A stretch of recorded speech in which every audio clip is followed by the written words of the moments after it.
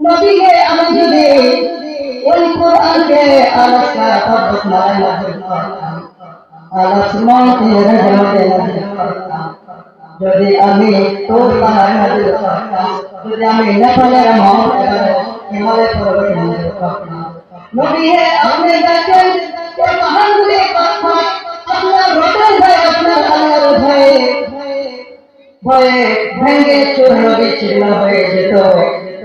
আল্লাহ রাব্বুল আলামিন আমাদের নবী আমাদেরকে আমরা যদি ওই কোরআনকে জিজ্ঞাসা করি, কোরআন তুমি এই দুনিয়ার মধ্যে কবে আসছো, কোরআন সঙ্গে সঙ্গে জবাব দেবেন শাহরু রমাদান আল্লাযী উনজিলা ফীহিল কুরআন।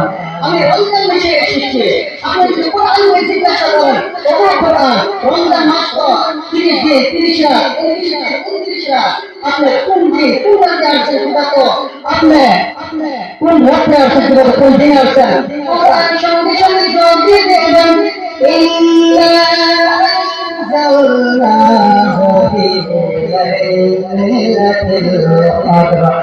আমি ইচ্ছা আমাকে লাইলাতুল কদর মাঝে পাঠানো হয়েছে, কোরআন জবাব দিয়ে দিয়েছে আমাকে লাইলাতুল কদর পাঠানো হয়েছে। আবার কোরআন আপনাকে বলে দিচ্ছে তুমি কি জানো ওয়ামা আদরাকা মা লাইলাতুল কদর। লাইলাতুল কদর কাকে বলা হয়? লাইলাতুল কদর কাকে বলা হয় তোমরা জানো? আল্লাহ রাব্বুল আলামিন নিজে বলে দিয়েছে লাইলাতুল কদর খায়রুম